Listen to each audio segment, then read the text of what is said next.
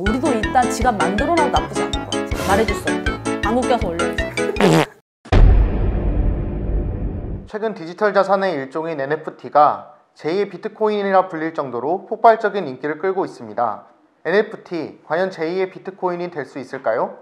오늘은 사회경제부 김소희 기자님을 모시고 말씀 나눠보도록 하겠습니다. 그럼 이제 오늘 주제가 NFT인데, 최근에 일론 머스크 와이프도 이 NFT로 큰 화제를 내기도 했잖아요. 네네네. 그래서 NFT가 무엇인가 혹시 설명을 해주실 수 있을까요? 그 NFT는 이제 그냥 블록체인 기술 중에 하나예요. 그 그라임스 말씀을 하셨는데 작품 10개를 20분 만에 65억 원어치를 팔았대요.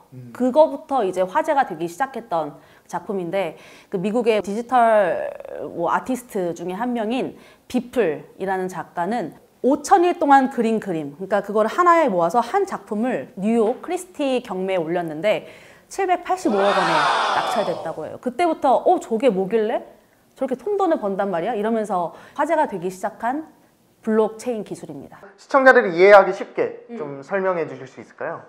그러니까 NFT라는 게 대체 불가능한 토큰이에요. 영어로 Non-Fungible Token이라고.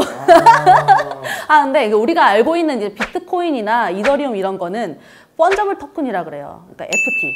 근데 Non-Fungible Token이라는 게 대체 불가능하다. 이게 무슨 말이냐 하면, 제가 갖고 있는 1비트코인이 대한 씨가 갖고 있는 1비트코인이랑 교환이 가능해요. 상호 교환이 가능한 개념인데, 이 NFT는 제가 갖고 있는 고유 자산과 대한 씨가 갖고 있는 고유 자산에 그게 달라서 교환이 불가능해요. 더 쉽게 설명해 드릴게요. 교환이 가능하다는 것은 화폐 같은 개념인데, 뭐 5만 원짜리 지폐가 있어요. 그럼 거기 1년 번호는 다 달라도 이 가치가 같아서 5만 원짜리는 서로 교환이 가능하잖아요. 근데 대체 불가능하다는 거는 같은 종인데도 전세 계약서라고 생각해 봐요. 그럼 그 안에 담고 있는 내용이 다르기 때문에 내가 갖고 있는 전세 계약서랑 대한 씨가 갖고 있는 전세 계약서는 서로 동일하지 않아요.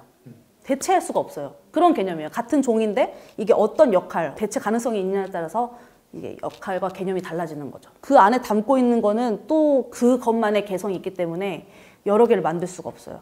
개인 고유 정보만 담고 있는 돈이라고 생각하시면 돼요.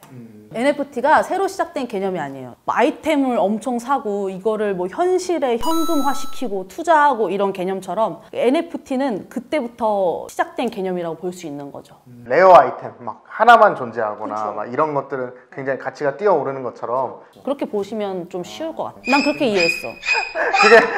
그게 좀 더 쉬운 것 같아요. 네네네. 그 NFT도 이런 별도의 거래소가 있는지. 있죠. 이제 뭐 비플이나 그라임스 작품은 니프티 게이트웨이라는 데서 이제 판매가 됐어요. 근데 우리가 NFT 작품을 사려면 그 NFT 거래소 중에 유명한 오픈시라는 데를 가장 먼저 접근할 수 있을 거예요.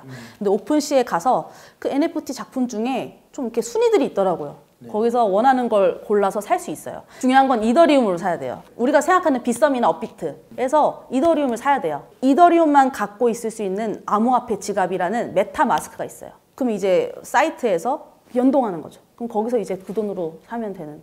NFT가 이제 계속 화제가 되고 있는데 비트코인만큼 와닿지는 않는 것 같아요. 실제로 이 시장 규모가 어느 정도 되는지 좀 궁금합니다. 넌펀지브닷컴이 지난 2월 공개한 보고서에 따르면 2020년 전 세계 NFT 시장 규모는 전년 대비 4배 상승한 2,876억 원을 기록했다고 해요. 이 NFT 지갑이 또 필요하다 했잖아요. NFT 거래용 지갑은 이 전년보다 2배 이상 증가한 22만 2,179개를 기록했다고 합니다. 약간 주식 생각하면 증권계좌를 트는 거랑 약간 비슷하다. 그죠. 그렇게 총알을 장전한 사람들이 벌써 매해 꾸준히 늘고 있다고 하더라고요. 그러면 이 NFT 같은 경우에는 예술 작품으로 많이 거래가 되잖아요. 네네네. 그 NFT 예술 작품은 좀 만들어지는 방식이 좀 다른가요? 근데 이제 NFT 예술 작품이라 해서 그 예술가만 만들 수 있는 것도 아니에요. 대한 씨나 저도 할 수 있어요. NFT를 만들 수 있다. 네, 만약에 제가 이거 뭐 종이에다가 뭐 그림을 그렸어요. 그거를 스캔을 떠서 올려요. 스캔된 작품에 코드 값을 넣는 거예요. 코드 값을 부여하고 그 코드 값을 블록체인에 기록을 해요. 그러면 이 작품의 소유권이 이동할 때마다 블록체인에 이 소유권이 어디로 갔고 뭐 가격은 어떻게 변동됐고 이런 게 담기게 되는데, 이거는 우리가 만들 수도 있는 개념인 거죠. 근데 이제 대한 씨가 작가로서 대한 씨가 올렸어요. 그 로열티도 자기가 설정할 수 있단 말이에요. 보통 미술 작품은 내가 대한 씨한테 팔았어요. 그러면 내 손 떠났잖아 약간. 대한씨가 그 다음에 팔았을 때는 나한테 들어오는 로열티가 없어요. 근데 NFT는 여기 거래소에 올릴 때 뭐 10% 로열티를 받겠다 했으면 대한씨가 팔고 대한씨가 또 누구한테 팔았을 때 나한테 작가한테 또 돈이 들어와. 그 로열티 부분에 있어서는 약간 좀 장점이라고 볼 수도 있겠네요. 옛날에 앤디 워홀이 유명하면 똥만 써도 박수친다 했잖아요. 이게 유명도에 따라서 값이 솔직히 달라질 수 있어요. 근데 어떤 영화 감독은 이 NFT를 약간 뭐 풍자하기 위해서인지 자기 방귀 소리를 담아서 올렸는데 판매되고 그러거든요.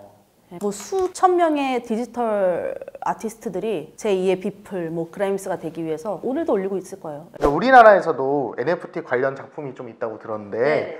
이 혹시 어떤 작품인지 좀 설명을 해주실까요? 그 옛날에 21 귀여운 캐릭터 있고 눈 요따만한 캐릭터 있는 그 앨범 표지 기억하세요? 내가 알기로는 내가 제일 잘 나가요. 21 앨범 표지를 만들었던 작가로 유명한 마리킴, 그분이 만든 미싱 앤드 파운드라는 작품인데 6억 원에 거래됐다고 해요. 5천만 원으로 처음에 경매가가 시작됐는데 11배 이상 오른 값에 팔린 거죠.